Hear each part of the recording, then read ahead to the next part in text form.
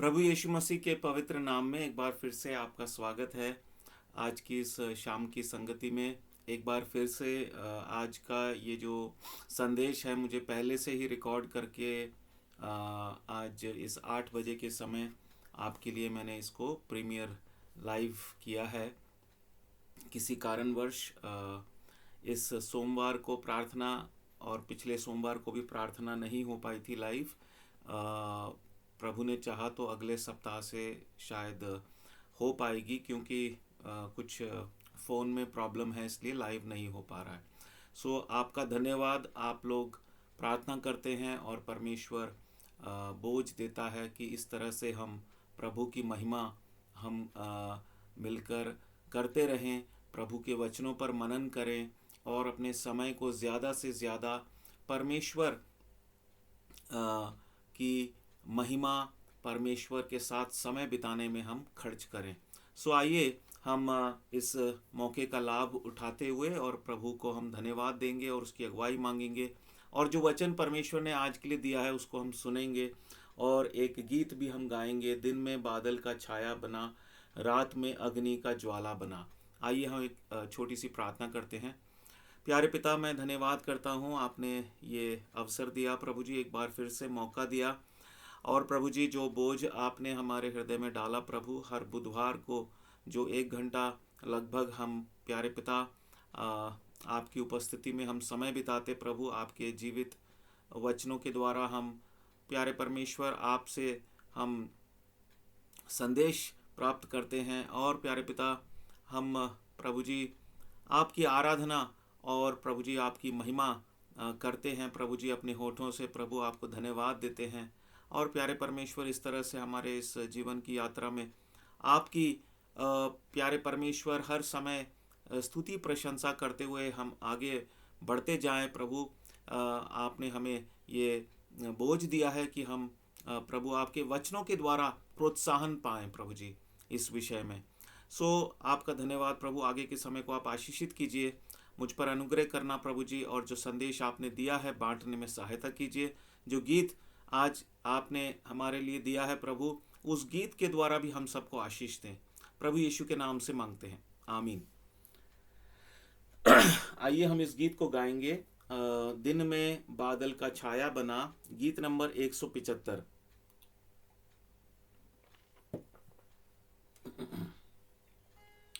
आइए इस गीत को हम गाएंगे। दिन में बादल का छाया बना, रात में अग्नि का ज्वाला बना।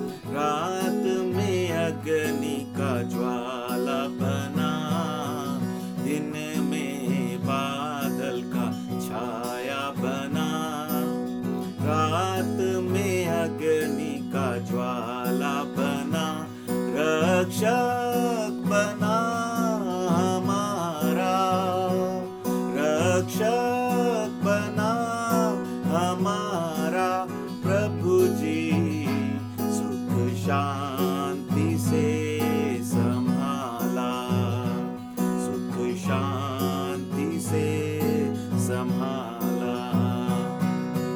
धन्य धन्य धन्य प्रभु को, जिसने मुक्ति दी हमको। धन्य धन्य धन्य प्रभु को, जिसने मुक्ति दी हमको। शरण में अपनी लाया, शरण में अपनी लाया प्रभु जी, दिन रात है संभाला, दिन रात है संभाला। वचन का मन्ना खिलाया हमें, पानी चट्टान से पिलाया हमें, वचन का मन्ना खिलाया हमें, पानी चट्टान से पिलाया हमें, आत्मा को तृप्त किया, आत्मा को तृप्त किया। प्रभु जी दिल में तू शांति लाया, दिल में तू शांति लाया।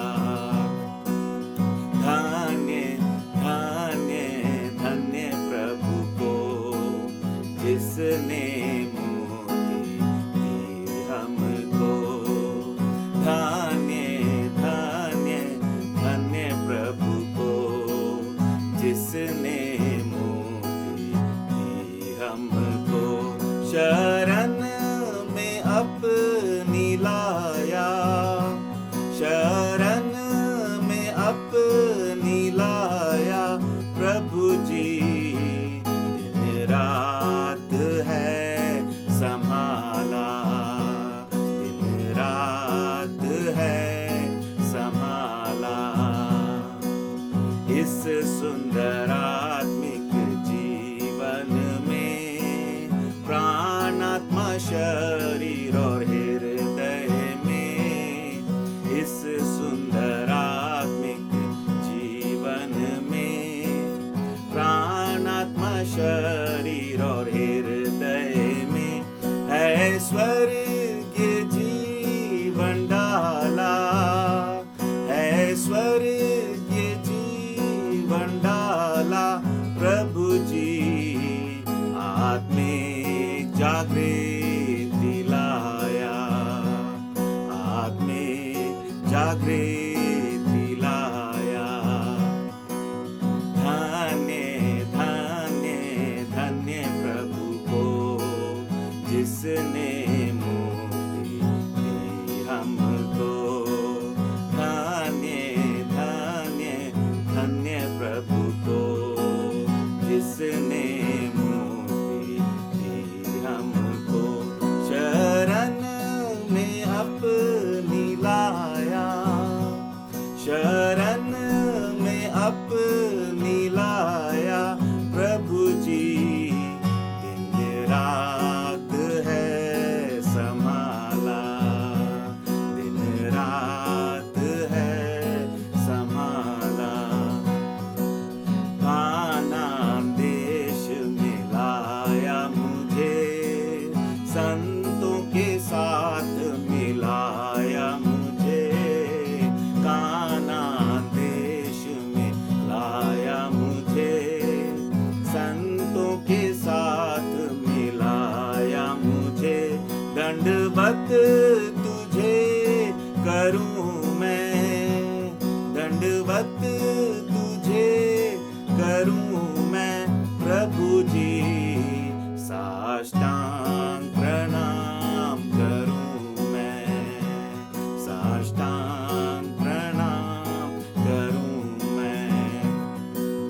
धन्य धन्य धन्य प्रभु को जिसने मोती दी हमको, धन्य धन्य धन्य प्रभु को जिसने मोती दी हमको। शरण में अपनी लाया, शरण में अपनी लाया। प्रभु जी दिन रात है संभाला, दिन रात है संभाला, दिन रात है संभाला। प्रभु का धन्यवाद हो। और जैसा कि आप देख रहे हैं लाइट चले गई है, पर परमेश्वर का धन्यवाद करता हूँ आज, क्योंकि ये मैं दिन में रिकॉर्ड कर रहा हूँ तो थोड़ी बहुत यहाँ पर रोशनी है। सो आइए हम इस रोशनी का लाभ उठाते हुए हम अपनी इस सभा को पूरा करेंगे। सो कई बार आप बहन भाई जो जुड़ते हैं, आप सोचते होंगे कि क्यों इतना हम इस पे इतनी सारी रुकावटें आती हैं, फिर भी क्यों इस सभा को मैं चला रहा हूँ?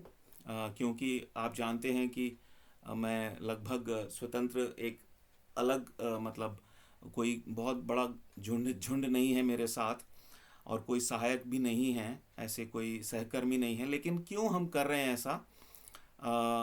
निश्चित रूप से हम 4-5 लोग हैं, लेकिन कोई सहायक के रूप में नहीं है।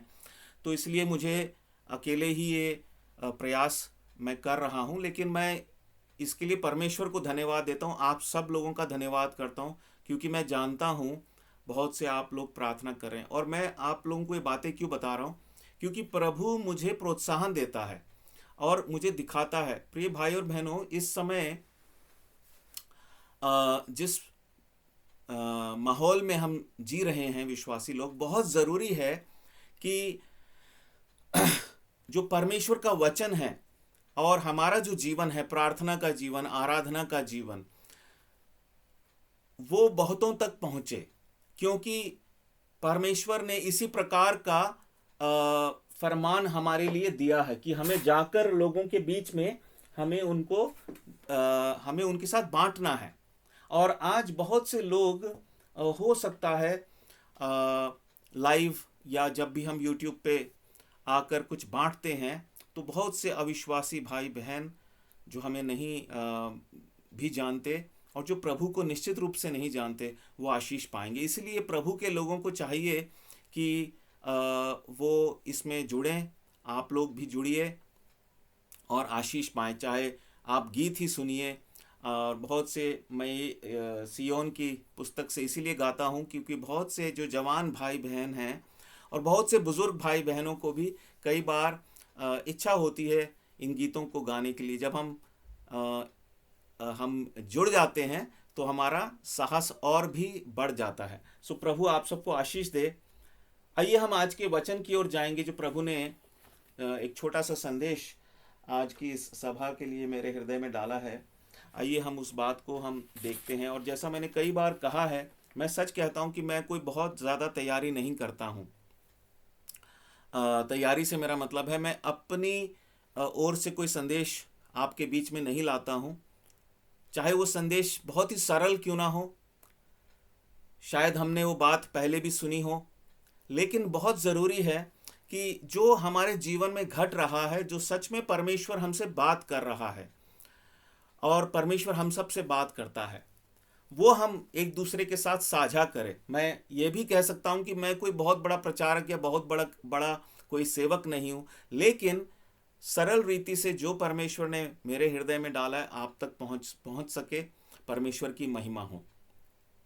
इसलिए इन दिनों में हमें ज़्यादा से ज़्यादा ऐसे प्रयास करने चाहिए, ना कि हम सिर्फ अपनी जो कलीसियाओं की कलीसिया, अगर मैं इस बात को सच में आप मनन करें, कलीसिया कोई 4 दीवारी नहीं होती है। यद्यपि उसको समझना ज़रूरी है, क्या मेरा संदर्भ है, वो वास्तव में 4 दीवारी नहीं होती है। 4 दीवारी हमें चाहिए हो सकती है, यहाँ पर भी 4 दीवार हैं, तभी मैं बैठकर ये सब कर पा रहा हूँ। पेड़ के नीचे बैठकर नहीं कर पाऊंगा। लेकिन कलीसिया वास्तव में आत्मिक दृष्टि से वो कोई 4 दीवारी नहीं है, वो 4 दीवारी से ज्यादा वो एक नदी के तरह है, जीवन के जल की नदी। हम देखते हैं प्रकाशित वाक्य में बिल्कुल अंतिम जो हम अगर देखें, देखिए एक बहुत सुंदर पंक्ति है प्रकाशित वाक्य में 21 अध्याय में, माफ कीजिएगा 22 अध्याय में, 22 अध्याय जो परमेश्वर के वचन का बिल्कुल आखिरी हिस्सा है। प्रकाशित वाक्य 22 अध्याय और उसका पहला और दूसरा वचन मैं पढ़ रहा हूँ। फिर उसने मुझे बिल्लौर की सी झलकती हुई जीवन के जल की नदी दिखाई, जो परमेश्वर और मेमने के सिंहासन से निकलकर उस नगर की सड़क के बीचों बीच बहती थी। नदी के इस पार और उस पार जीवन का वृक्ष था, उसमें 12 प्रकार के फल लगते थे और वह हर महीने फलता था, और उस वृक्ष के पत्तों से जाति जाति के लोग चंगे होते थे। ये अगर हम इसको पवित्र आत्मा जी की सहायता से हम इस वचन को समझने का प्रयास करें, तो पवित्र आत्मा जी इसके द्वारा हमें एक बात बता रही है, ये कलीसिया है और ये कलीसिया का जो अंतिम परिणाम जिसको हम बोलते हैं वो ये होना चाहिए। और हम सबको, जो परमेश्वर की छोटी और बड़ी मंडलियां हैं, कलीसियाएं हैं, हमें ये समझने की ज़रूरत है कि परमेश्वर ने इस पृथ्वी पर निश्चित रूप से कलीसिया एक दीवट है। कई प्रकार से कलीसिया को दर्शाया गया, लेकिन कलीसिया कोई चार दीवारी नहीं है। कहीं पर भी ऐसा हमें जो है वर्णन नहीं मिला। सो चार दीवारी तो एक सीमा को दिखाती है, एक सीमा है ना। लेकिन कलीसिया क्या है, जैसे यहाँ पर लिखा है, जीवन के जल की नदी। प्रिय भाई और बहनों, परमेश्वर हमसे बात करता है, आपके और मेरे साथ है, हमारे मध्य में है, हमारे अंग संग है। आइए आज के संदेश में बढ़ते हैं। परमेश्वर ने जो वचन आज मुझे दिया, भजन संहिता 40 और उसका 8, और उसके द्वारा परमेश्वर ने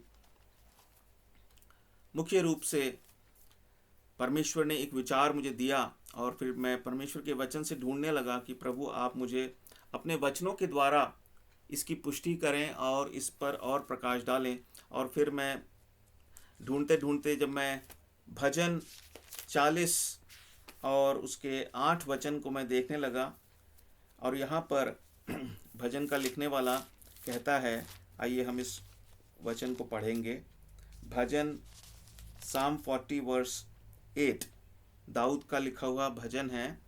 हे मेरे परमेश्वर, मैं तेरी इच्छा पूरी करने से प्रसन्न हूँ और तेरी व्यवस्था मेरे अंतःकरण में बसी है।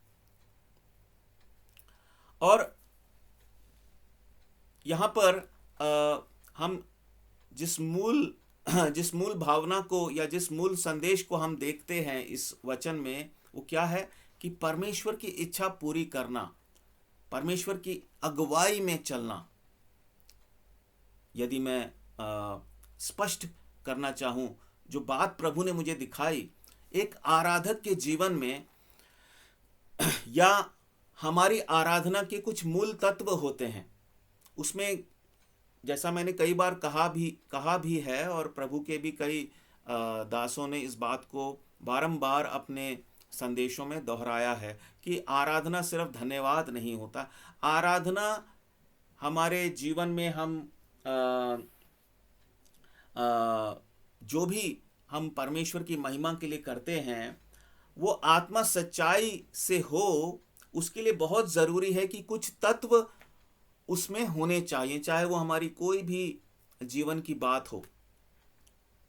और जैसा मैंने कई बार कहा है कि हमारा तो जीवन ही आराधना का जीवन होना चाहिए। कोई ऐसी चीज़ नहीं है कि हम सुबह शाम, जैसे एक धर्म के लोग आरती उतारते हैं या कुछ क्रियाएं करते हैं, कुछ पूजा करते हैं, वो नहीं है। आराधना हमारी जीवन शैली है। सो हम कुछ भी करते हैं उसमें ये मूल तत्व पाए जाने चाहिए, तब परमेश्वर की आराधना आत्मा सच्चाई से होती है।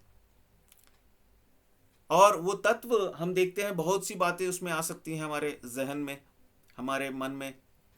वचन के आधार पर हमारे अंदर प्रेम होना चाहिए।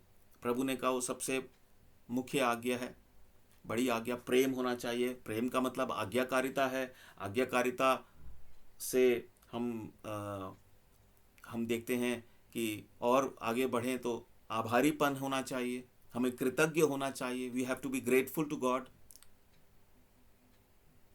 इन every moment of our life. हमारे जीवन के हर एक पल में, आपको याद होगा बहुत समय पहले मैंने अपने एक संदेश में इस बात को कहा कि आराधना हमारे कण कण और हमारे क्षण क्षण में होनी चाहिए। ये कंटिन्यूअस, ये निरंतर चलने वाली प्रतिक्रिया है। तो इसीलिए हमें हर समय आभारीपन का जीवन जीना चाहिए। दुख हो चाहे सुख हो, अय्यूब की तरह we have to be thankful for every opportunity. हर एक अवसर के लिए we have to be thankful. अभी आपने देखा कि, देखिए, मैं परमेश्वर की महिमा के लिए कह रहा हूं, मेरे पास अभी फ़ोन नहीं है, ये मैं लैपटॉप से कर रहा हूँ रिकॉर्ड, क्योंकि मेरा फ़ोन ख़राब हो गया है। प्रभु ने चाहा तो 1-2 दिन में ठीक हो जाएगा। और मैं बहुत निराश हो गया। पिछले 2 हफ्ते से किसी काम के कारण समय नहीं निकाल पाया, और थोड़ी तबीयत भी ठीक नहीं थी, इसलिए लाइव प्रार्थना में नहीं जुड़ पाए। पर परमेश्वर का वचन क्या कहता है? अवसर को बहुमूल्य समझो।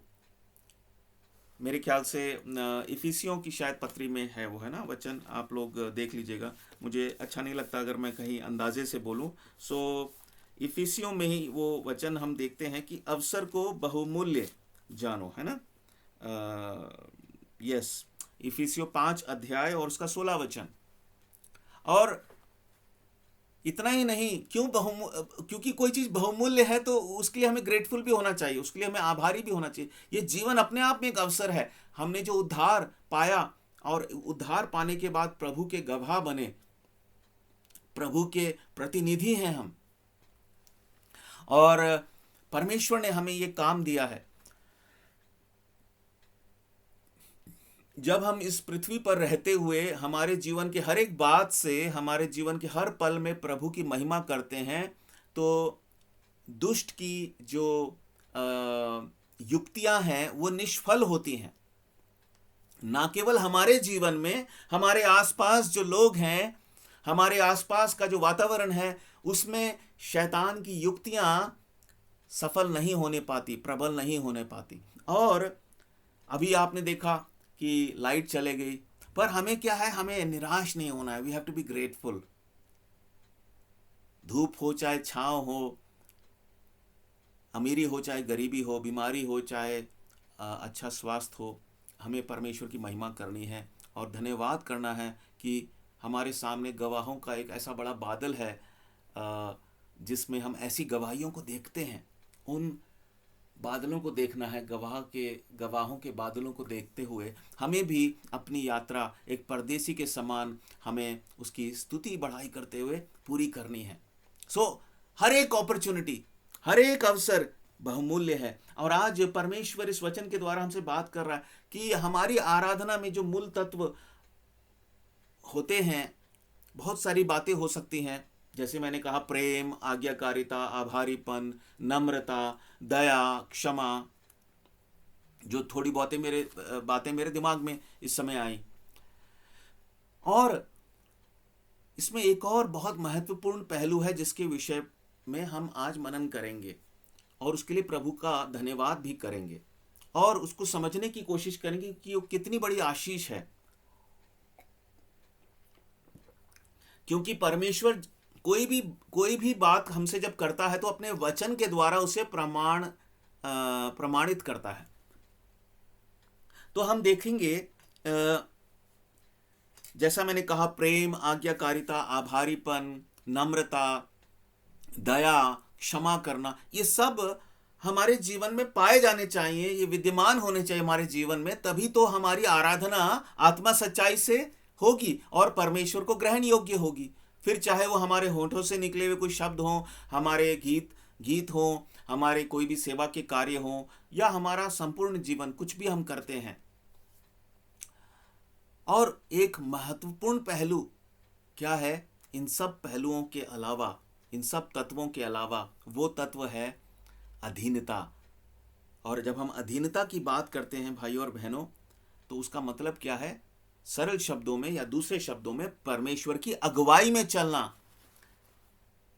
एक आराधक के लिए बहुत जरूरी है, एक विश्वासी के लिए बहुत जरूरी है कि अगर वो आत्मा सच्चाई से परमेश्वर की महिमा करना चाहता है, अगर परमेश्वर की ऐसी महिमा जिसके वो योग्य है वो करना चाहता है। मेरे ख्याल से भजन में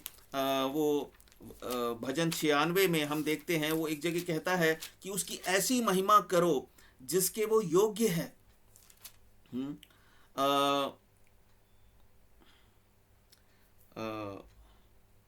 भजन 96 Psalm 96 and verse 8, उसका 8वां वचन, यहोवा के नाम की ऐसी महिमा करो जो उसके योग्य है।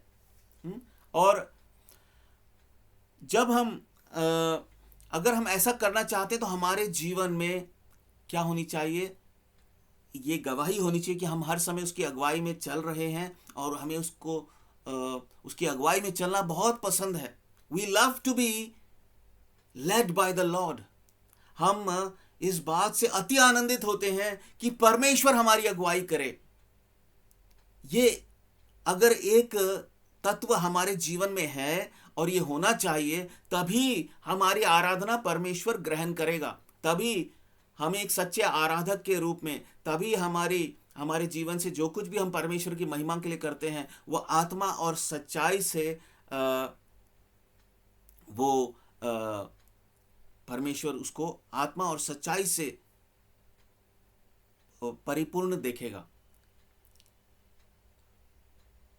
वो आत्मा और सच्चाई से किया हुआ काम ठहरेगा। देखिए, हम एक उदाहरण देखेंगे मूसा के जीवन से, जो थोड़ा समय अभी हमारे पास है। हम एक छोटा सा उदाहरण देख रहे हैं मूसा के जीवन से। मूसा के विषय में हम एक बात को देखेंगे, निर्गमन की पुस्तक और उसके 33 अध्याय से। निर्गमन 33 अध्याय आप मेरे साथ निकालिए। निर्गमन 33 और उसका 13 वचन। यहाँ पर मूसा प्रभु से, यहोवा परमेश्वर से एक बात कहता है। वहां इस तरह लिखा है, और अब यदि मुझ पर तेरे अनुग्रह की दृष्टि हो तो मुझे अपनी गति समझा दे, जिससे जब मैं तेरा ज्ञान पाऊं तब तेरे अनुग्रह की दृष्टि मुझ पर बनी रहे। फिर यह भी ध्यान रख कि यह जाति तेरी प्रजा है। फिर हम पढ़ते हैं 14 और 15 भी। यहोवा ने कहा, मैं आप तेरे साथ चलूंगा और तुझे विश्राम दूंगा। उसने उससे कहा, यदि तू आप ना चले तो हमें यहां से आगे ना ले जा। प्रिय भाई और बहनों, क्या आपने इस बात को महसूस किया, अनुभव किया जो परमेश्वर ने मुझे दिखाया? मूसा के अंदर एक भूख है, एक प्यास है, जैसे दाऊद के जीवन में भी थी, लेकिन आज हम मूसा के जीवन से देख रहे हैं। वो क्या कहता है, परमेश्वर आपकी अगुवाई में मैं चलना चाहता हूं। मानो परमेश्वर से वो ये कह रहा है कि मैं परमेश्वर आपकी अगुवाई में चलने से बहुत प्रसन्न हूं। मैं इसको एक बहुत बड़ा सौभाग्य मानता हूं। और वो परमेश्वर से बात करता था और परमेश्वर उससे बात करता था, जैसे एक भाई से बात करता है, जैसा एक दोस्त से बात करता है, माफ करिए। यहीं पे हम देख सकते हैं उस वचन को।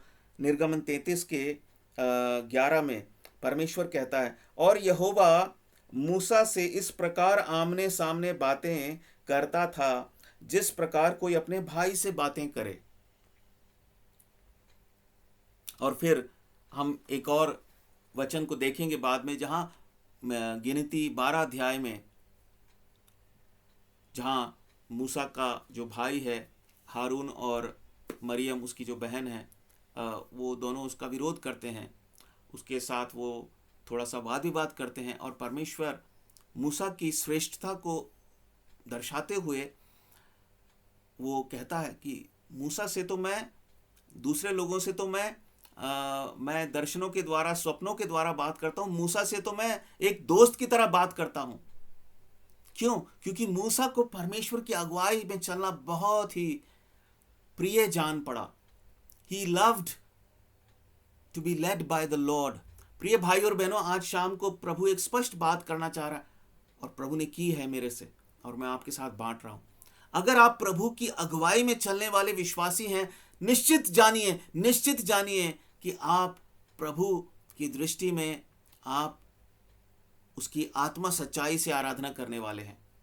फिर चाहे आप वो आराधना उसके अपने शब्दों में करें, गीत गा के करें, कोई भी कार्य करें, पर जरूरी तत्व क्या है? जैसे कि बाकी तत्व भी होने चाहिए। प्रेम होना चाहिए, आज्ञाकारिता होनी चाहिए, दया होनी चाहिए, नम्रता होनी चाहिए, आभारीपन होना चाहिए, धन्यवाद होना चाहिए। पर सबसे, और आज जो प्रभु हमें दिखा रहा है, इन सब के अलावा इन सब के ऊपर एक और चीज की जरूरत है, परमेश्वर की अगुवाई में चलने का एक बोझ, एक इच्छा, एक लालसा, जो हम देख रहे हैं निर्गमन 33 और 13 वचन के अनुसार।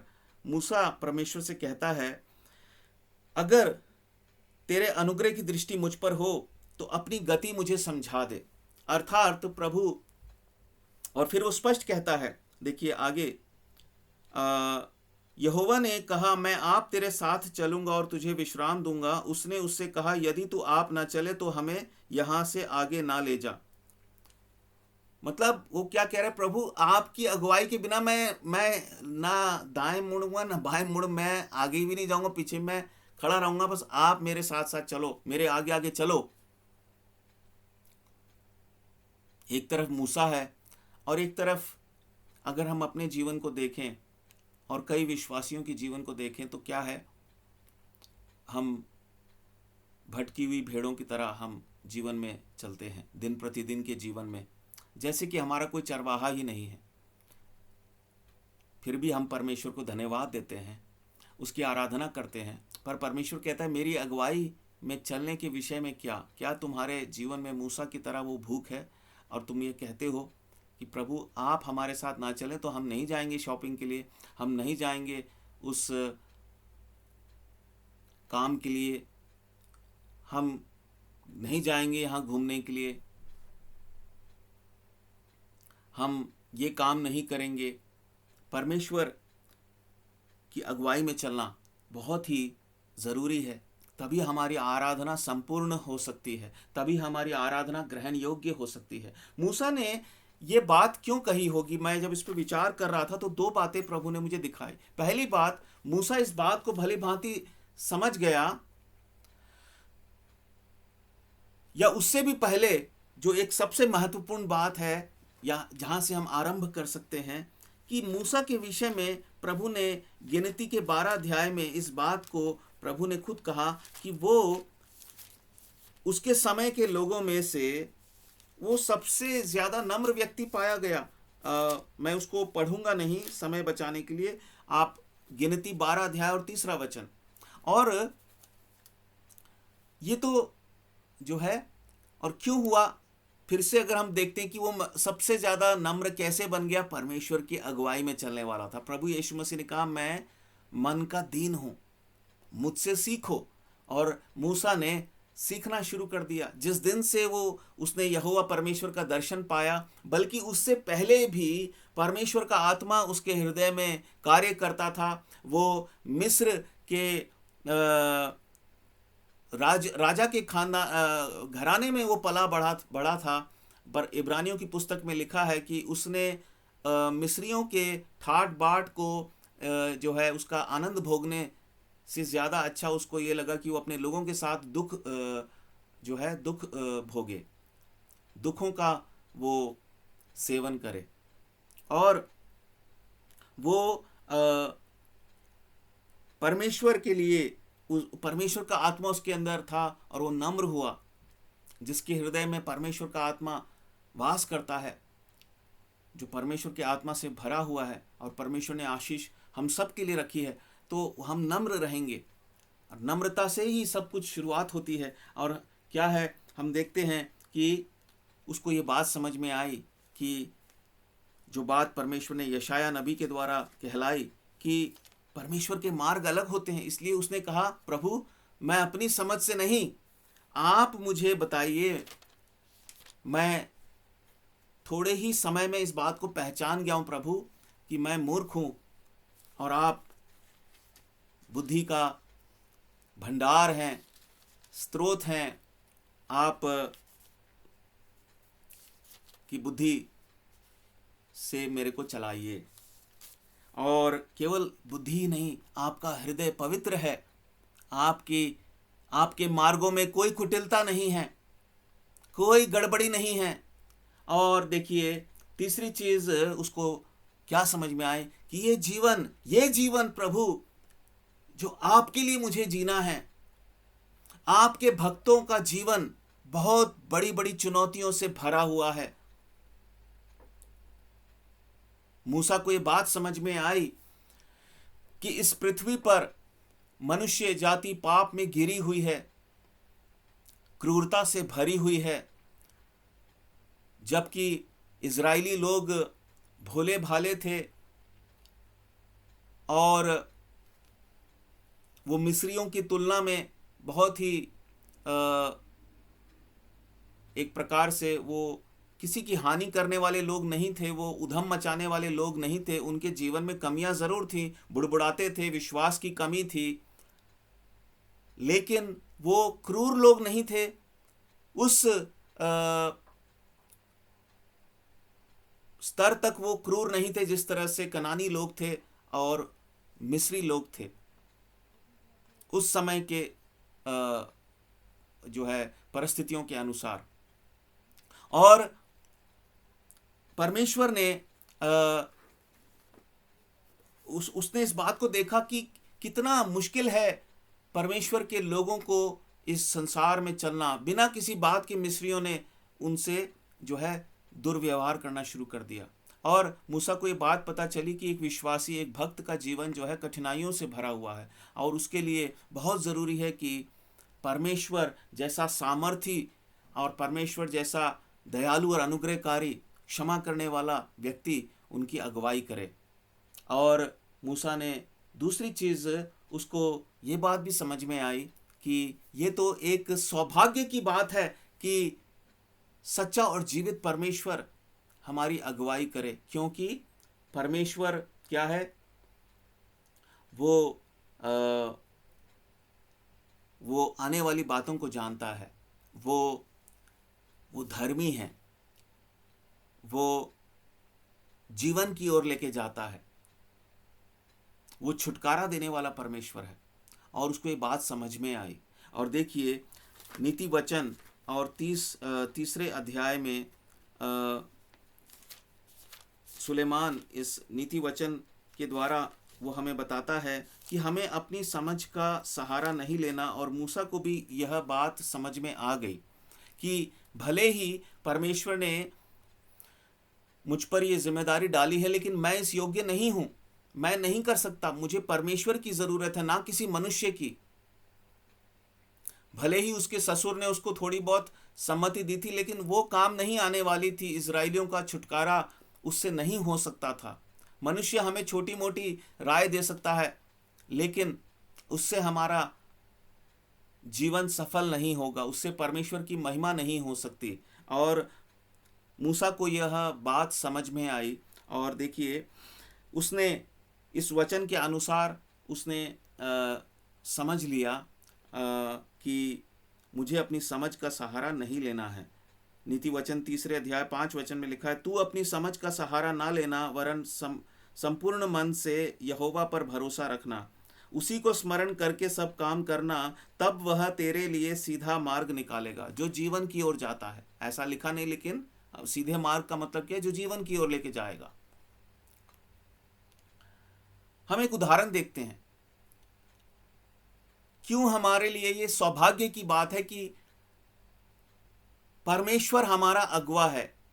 हमें, क्योंकि परमेश्वर को छोड़ जो भी हमारी अगुवाई करेगा वो क्या है? वो उसके योग्य नहीं है, उसमें कोई हमारा सौभाग्य नहीं है। अगर हम किसी की भी अगुवाई में चल रहे हैं, यहां तक कि किसी विश्वासी की भी अगुवाई में चल रहे, परमेश्वर के किसी भक्त जन की अगुवाई में चल रहे, वो हमारे लिए लाभदायक नहीं है ज्यादा देर तक। हम देखते हैं प्रभु ने 2 बार एक बात को दोहराया, मत्ती 15 अध्याय और उसका, क्योंकि हम लोग देखेंगे हमारे दिन प्रतिदिन के जीवन में, हमारे व्यक्तिगत जीवन में, और कई बार एक कलीसियाई जीवन में भी, एक कलीसिया के रूप में भी हम लोग क्या करते हैं? हम परमेश्वर के लिए बातें तो बड़ी बड़ी करते, लेकिन उसकी अगुवाई में हमें चलना पसंद ही नहीं है। उसकी अगुवाई में चलना तो दूर की बात, हमें पसंद ही नहीं है। वी डोंट वांट, हम नहीं चाहते, और ना ही हमारे अंदर ऐसी भूख है, ऐसी लालसा है मूसा की तरह कि अपनी गति मुझे समझा दो परमेश्वर, और अगर आप मेरे आगे ना चलो तो मुझे यहाँ से मत ले चलो। और देखिए प्रभु ने मत्ती 15 अध्याय 2 अलग अलग परिस्थितियों में यहाँ पर वो फरीसियों और सदूकियों की जो बनाई हुई परंपराएं थी और झूठी शिक्षाएं थी, उनसे बचने के लिए वो के विषय में वो बात कर रहा था। और वो कह रहा था ये लोग सिर्फ होठों से मेरा जो है नाम लेते हैं और बड़ी बड़ी बातें कहते हैं, मन तो इनका मेरी तरफ नहीं लगा है। और फिर ये कहते कहते मत्ती 15 अध्याय के वो 14 वचन में जब आता है तो वो कहता है उनको जाने दो। किनको जाने दो? चेलों ने प्रभु से कहा कि देखिए चेलों ने क्या कहा, जब प्रभु ने बहुत सी कठोर मतलब कठोर तो नहीं लेकिन कुछ सच्ची बातें कही फरीसियों और शास्त्रियों के बारे में, तो वहाँ पर चेलों ने कहा 12 वचन में, तब चेलों ने आकर उससे कहा क्या तू जानता है कि फरीसियों ने यह वचन सुनकर ठोकर खाई। कई बार ऐसा हमारे साथ भी होता है, हम अगर सच बोलते हैं प्रभु के लोगों के बीच में तो कुछ लोग आके हमें रोकते, अरे रे आप ऐसा मत कहिए, दूसरों को ठोकर लगेगी। पर ऐसी ठोकर लगना उनके लिए शायद अच्छा है। और इसलिए प्रभु यीशु मसीह ने भी कहा, चेलों से कहा, उसने उत्तर दिया, हर पौधा जो मेरे स्वर्गीय पिता ने नहीं लगाया उखाड़ा जाएगा, उनको जाने दो। अगर उनको सच में तुम्हें इतना दुख क्यों हो रहा है उनके ठोकर लगने से? उनका ठोकर लगना जरूरी है। उनका ठोकर लगना इसलिए जरूरी है कि वो उससे भी ज्यादा भयंकर जो ठोकर खाएंगे उससे वो बच जाएं। कहते ना कई बार आदमी गिरकर संभलता है। और प्रभु ने 14 वचन में कहा, उनको जाने दो, वे अंधे मार्गदर्शक हैं और अंधा यदि अंधे को मार्ग दिखाए तो दोनों ही गड्ढे में गिर पड़ेंगे।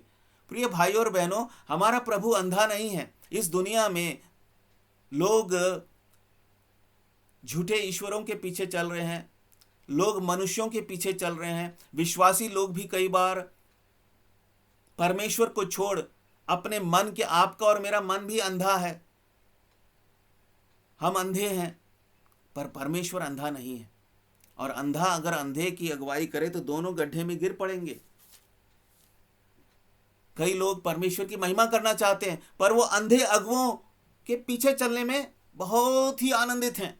परमेश्वर की अगुवाई में चलना उन्हें पसंद नहीं है, चाहे वो परमेश्वर के सेवक ही क्यों ना हो, परमेश्वर के झुंड के मुखिया ही क्यों ना हो। उन्हें खुद अपने घरों को बर्बाद किया हुआ है, अपने व्यक्तिगत जीवन को बर्बाद किया हुआ है, कारण कि वो उस परमेश्वर के पीछे नहीं चलना चाहते। मूसा की तरह जो सामर्थी है जीवन की इस कठिन यात्रा में, हमारे जानने से पहले उसे पता है कि क्या चीज हमारे लिए गलत होने वाली है। उसके मार्ग हमारे मार्ग से अलग हैं, उसके तरीके हमारे तरीकों से अलग हैं, उसके विचार हमारे विचारों से अलग हैं। यशाया 55 अध्याय और उसके 8 वचन के अनुसार, मैंने शायद वो वचन नहीं पढ़ा, एक बार उस वचन को मैं पढ़ देता हूँ। यशाया 55 और उसका 8 वचन, आइए हम उसको पढ़ लेते हैं एक बार और फिर हम आगे बढ़ें। क्योंकि यहोवा कहता है, 8 वचन यशाया 55 का, हे मेरे विचार और तुम्हारे विचार एक समान नहीं हैं, ना तुम्हारी गति और मेरी गति एक सी है। क्योंकि मेरी और तुम्हारी गति में और मेरे और तुम्हारे सोच विचारों में आकाश और पृथ्वी का अंतर है। स्पष्ट बात प्रभु ने यशाया के द्वारा कहलवाई और मूसा को यह बात पहले ही से ही पवित्र आत्मा जी के द्वारा उस पर प्रकट की गई थी और हम सब पर परमेश्वर का आत्मा इन बातों को प्रकट करता है। परमेश्वर चाहता है हम उसकी अगुवाई में चलने को एक बहुत बड़ा सौभाग्य माने, हम उसके महत्व को समझें। जीवन हमारे लिए, खासकर जो परमेश्वर के द्वारा धर्मी ठहराए गए हैं और जिन्हें अब परमेश्वर की धार्मिकता के मार्गों पर चलना है, उनके लिए अति आवश्यक है। सारा बोझ, सारी जिम्मेदारी हम परमेश्वर पर नहीं लाद सकते। हमें उसकी अगुवाई की खोज करने वाला होना चाहिए, हमें लालसा होनी चाहिए उसकी अगुवाई में चलने की। तब हमारी आराधना, जो कुछ भी हम परमेश्वर की महिमा के लिए करते हैं वो आत्मा और सच्चाई से ठहरेगा, वो आत्मा और सच्चाई से माना जाएगा। देखिए, परमेश्वर ने प्रभु यीशु मसीह ने एक और बार इस बात को दोहराया। लूका 6 अध्याय और उसके 39 वचन में, ल्यूक चैप्टर 6 एंड वर्स 39, प्रभु ने इस बात को यहाँ पर दूसरी परिस्थिति में कहा। यहाँ पर वो अपने चेलों को शत्रुओं से प्रेम करने के बारे में और दोष ना लगाने के बारे में बहुत सी नैतिक शिक्षाएं प्रभु अपने चेलों को दे रहा था। और फिर ये बात करते करते 37 वचन से मैं पढ़ रहा हूँ, लूका 6 अध्याय के, दोष मत लगाओ तो तुम पर भी दोष नहीं लगाया जाएगा, दोषी ना ठहराओ तो तुम भी दोषी नहीं ठहराए जाओगे, क्षमा करो तो तुम्हें भी क्षमा किया जाएगा, दिया करो तो तुम्हें भी दिया जाएगा। लोग पूरा नाप दबा दबा कर और हिला हिला कर और उभरता हुआ तुम्हारी गोद में डालेंगे, क्योंकि जिस नाप से तुम नापते हो उसी से तुम्हारे लिए भी नापा जाएगा। ये सब बातें प्रभु ने पहले कही और फिर वो 39 वचन में क्या कह रहा है, फिर उसने उनसे एक दृष्टांत कहा। कितना छोटा सा दृष्टांत है, देखिए। क्या अंधा अंधे को मार्ग बता सकता है? क्या दोनों गड्ढे में नहीं गिरेंगे? पहले प्रभु ने कहा कि झूठे शिक्षकों, अंधे अगुओं के पीछे मत चला करो। यदि तुम देख भी रहे हो जो तुम्हारी अगुवाई करते हैं, वो अगर खुद अंधे हैं तो उनका अनुकरण मत करो, प्लीज। परमेश्वर कह रहा है, मैं तुम्हारा परमेश्वर हूं। मूसा अगर गलती करता है तो तुम मूसा की तरह मत चलो, तुम मेरे पुत्र के पीछे चलो, पवित्र आत्मा जी की अगुवाई में चलो। जो परमेश्वर के आत्मा के चलाए चलते हैं वही परमेश्वर के पुत्र हैं। रोमियो 8 और 14। परमेश्वर की संतान वही हैं। परमेश्वर की आराधना आत्मा सच्चाई से करने वाले वही हैं। जो लोग परमेश्वर की अगुवाई में चलने की लालसा रखते हैं वो परमेश्वर की आत्मा के चलाए चलते हैं। मूसा के जीवन में 3 बातें हम देख सकते हैं। वो ना केवल प्रभु की अगुवाई में चलना चाहता था, उसके अंदर लालसा थी। मैं परमेश्वर की अगुवाई में चलना चाहता हूं, हो सकता है मेरी मजबूरी अब मुझे समझ में आ गई, लेकिन लालसा होने का क्या मतलब है कि मैं बहुत ही आनंदित हूं, मैं बहुत ही उत्सुक हूं। मैं ये देखता हूं, ये तो मेरे दिमाग में बात आई है, ये लोग कह रहे हैं, प्रभु क्या कह रहा है। ये स्वभाव मूसा के अंदर आ गया। और ऐसा स्वभाव जब हमारे अंदर आता है, निश्चित रूप से बहुत से लोग हमसे अप्रसन्न होंगे, बहुत से लोग हमसे अप्रसन्न होंगे, लेकिन हमें भजन के लिखने वाले के द्वारा की तरह, दाऊद की तरह ये कहने वाला होना चाहिए, मैं परमेश्वर की इच्छा पूरी करने से प्रसन्न हूं। भजन 40 के 8 के अनुसार, बजाय कि मेरे मन की इच्छा, बजाय कि लोगों की इच्छा, मैं परमेश्वर की इच्छा पूरी करने से प्रसन्न हूं और उसकी व्यवस्था मेरे अंतःकरण में बसी है। एक परमेश्वर की अगुवाई में चलने वाले व्यक्ति की यह पहचान होती है। The word of God resides in his heart. परमेश्वर का वचन उसके हृदय में बसता है। वो तर्क वितर्क करने वाला नहीं होता, वो पवित्र आत्मा जी की अगुवाई में चलने वाला होता है। और आखिरी चीज उसके जीवन में क्या थी कि वह परमेश्वर की अगुवाई के लिए बहुत ही आभारी था। वो उसको एक बहुत बड़ा सौभाग्य मानता था, एक बहुत बड़ी आशीष मानता था। और इसलिए उसने परमेश्वर से कहा कि मुझे अपनी गति समझा दे। पहली बात, उसको मालूम था कि मुझे परमेश्वर की अगुवाई की ज़रूरत है, क्योंकि बहुत सी चुनौतियां आएंगी। परमेश्वर के लिए कुछ भी मैं करूं, परमेश्वर की इच्छा पूरी करने के लिए, परमेश्वर की आज्ञाओं का पालन करने के लिए बहुत सी चुनौतियां आएंगी। परमेश्वर की धार्मिकता के पथ पर चलने के लिए आपके और मेरे जीवन में बहुत सी चुनौतियां आएंगी। उसे मालूम था कि मैं मनुष्य हूं, साधारण सा, मेरे पास इतनी बुद्धि नहीं है, किसी के पास भी इतनी बुद्धि नहीं है। परमेश्वर के मार्गों पर चलना केवल परमेश्वर से ही मैं जान सकता हूं। इसलिए परमेश्वर की सामर्थ्य की मुझे ज़रूरत है, परमेश्वर की समझ और उसकी बुद्धि की मुझे ज़रूरत है। और तीसरी आखिरी बात, वो परमेश्वर उसने इसको अपना सौभाग्य समझा और इसीलिए वो परमेश्वर की अगुवाई में ही चलना चाहता था। और हम देखते हैं जिन लोगों के जीवन में परमेश्वर की अगुवाई में चलने की इच्छा होती है, उनके लिए बहुत ज़रूरी है कि वो मूसा की तरह परमेश्वर की इच्छा को खोजने वाले हों, वो आज्ञाकारी बने मूसा की तरह। हम एक छोटा सा उदाहरण मूसा के जीवन से देख लेते हैं इस मनन के लिए, जिससे कि हमें पूर्ण एक विश्वास हो कि परमेश्वर की ओर से ये बातें हम तक पहुंची हैं। हम देखेंगे गिनती की पुस्तक और उसका 9 अध्याय और 8 वचन। एक छोटा सा उदाहरण कि परमेश्वर का वचन इस बात की साक्षी देता है। बहुत से और वचनों के द्वारा भी हम इस बात को प्रमाण के रूप में देख सकते हैं। और यहाँ पर जब दूसरी बार फसह मनाया गया इजरायलियों के द्वारा जंगल से निकलने के बाद, तो यहाँ पर हम देखते हैं, देखिए माफ़ कीजिएगा, मिस्र देश से निकलने के बाद, है ना, तो अभी तो जंगल का सफ़र चल रहा है। तो 9 अध्याय में, गिनती 9 अध्याय में ऐसा हुआ कि कुछ लोग उस फसह में वो शामिल नहीं हो पाए। उसके संदर्भ को आप समझ सकते हैं अगर आप 6 वचन से पढ़ेंगे। तो उन्होंने मूसा से कहा कि हम नहीं आ पाए फसह मनाने के लिए, क्योंकि हम किसी की मृत्यु के कारण उसके शव को हमने छुआ और इसलिए हम अशुद्ध हो गए हैं, तो लेकिन हम मनाना चाहते हैं। तो मूसा ने ये नहीं कहा ठीक है। 8वें वचन में देखिए, मूसा ने उनसे कहा, ठहरे रहो, मैं सुन लूं कि यहोवा तुम्हारे विषय में क्या आज्ञा देता है। उसने परमेश्वर को जाके पूछा।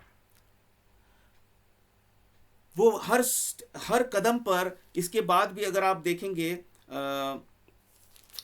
14 अध्याय में, जब परमेश्वर के लोगों ने बुड़बुड़ाए, क्योंकि जिस देश का भेद लेने के लिए मूसा ने कुछ लोगों को भेजा था, कनान देश का भेद लेने के लिए, इजरायली डर गए। उन्होंने कहा ये तो वहाँ पे तो वो अनाक वंशी लोग रहते हैं, वो लोग तो बहुत ही खतरनाक हैं, नपीली जाति वाले लोग हैं और वो तो असुर की तरह शक्तिशाली हैं। कालेब और यहोशू को छोड़ बाकी सब लोग डर गए थे, बुड़बुड़ाने लगे और उन्होंने कहा अच्छा होता मिस्र ही वापस चले जाते। और परमेश्वर का क्रोध भड़का और अंत में हम देखते हैं गिनती के 14 अध्याय और उसके 39 वचन से, तब मूसा ने ये बातें सब इजरायलियों को कह सुनाई और वे बहुत विलाप करने लगे। उसने बताया कि परमेश्वर आपसे बहुत नाराज़ है और परमेश्वर ने कईयों का जो है उनको घात भी किया और वो परमेश्वर से दंड पाया उन लोगों ने। तो वो लोग क्या है, अब सवेरे उठकर यह कहते हुए पहाड़ की चोटी पर चढ़ने लगे कि हमने पाप किया है, परंतु अब तैयार हैं और उस स्थान को जाएंगे, कनान में हम जाएंगे जिसके विषय यहोवा ने वचन दिया था। इससे पहले परमेश्वर ने उनको बताया कि तुम्हें कहाँ से होते हुए जाना है। उन्होंने कहा हम तो सीधे ही जाएंगे, हम चाहे वहाँ पे अमालिक की लोग हों, कनानी लोग हों, हम उनसे भिड़ जाएंगे। अब हमने अपना पाप मान लिया है। और क्या है, परमेश्वर की अगुवाई में चलना अभी भी उनको नहीं समझ में आया कि हमें नम्र होना पड़ेगा, हमें इसको अपना सौभाग्य मानना है, हमें समझना है कि हम मूर्ख हैं, हम पापी हैं, हम लायक ही नहीं थे कि परमेश्वर हमारी अगुवाई करे। एक इतना बुद्धिमान, मान लीजिए एक अनपढ़ आदमी, बिल्कुल अनपढ़ निखद आदमी, कोई बहुत पढ़ा लिखा आदमी आके बोल रहा है आओ मैं आपको बताता हूँ। मान लीजिए कोई एक अनपढ़ आदमी बैंक में जाता है, कई बार होता है ना, भाई जी हमारा चेक भर दो, और फिर वो चेक भरने वाले कोई नसीहत देने लगे, पढ़ना लिखना आता नहीं है एक तो, फिर उसी को नसीहत दे रहा है, उसी को सम्मति पूछ रहा है उससे, उसकी बात नहीं सुन रहा। तो ऐसे ही कई बार हम करते। परमेश्वर जो सब चीज़ों को जानने वाला है, जो धर्मी है, दयालु है, जीवन दाता है, हम उसकी अगुवाई में नहीं चलना चाहते, लेकिन हम परमेश्वर की आराधना करना चाहते हैं फरीसियों सदूकियों की तरह, होठों से, शरीर से। परमेश्वर कहता है पहले मेरी अगुवाई में चलने वाले बन जाओ। आज भी हमारे पास समय है। बहुत से प्रभु के लोग प्रभु की अगुवाई में चलना छोड़ देते हैं, बड़ी बड़े सेवाएं करते हैं, बड़े बड़े काम करते हैं। परमेश्वर कहते हैं मेरी अगुवाई के विषय में क्या, मूसा की तरह क्या तुम मेरे को खोजते हो? क्या पूछ पूछ कर मेरे से काम करते हो, या तुम अपने आप को कलीसिया का प्रमुख समझकर, तुम बहुत ही अनुभवी सेवक समझकर कहते हो ठीक है ऐसा कर लो?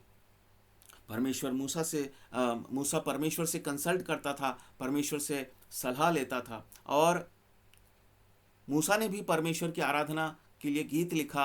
अगर आप व्यवस्था विवरण 32 अध्याय को देखेंगे, मूसा का पूरा गीत, लेकिन उससे पहले उसने परमेश्वर की अगुवाई में चलना सीखा और उसने उसके महत्व को समझा। सो परमेश्वर आज हमें इस छोटे से संदेश के द्वारा बताना चाहता है कि इससे पहले कि हम परमेश्वर की आराधना आत्मा सच्चाई से कर पाए, हमारे जीवन में वो मूल तत्व होना ज़रूरी है। प्रेम, आज्ञाकारिता, आभारीपन, नम्रता, दया और बहुत सी बातें, और खासकर हमें प्रभु की अगुवाई में चलना बहुत ही प्रिय लगना चाहिए। उसके लिए हमें परमेश्वर का आभारी होना चाहिए, क्योंकि वो कोई अंधा अगुवा नहीं है और उसको छोड़ बाकी सब अंधे हैं।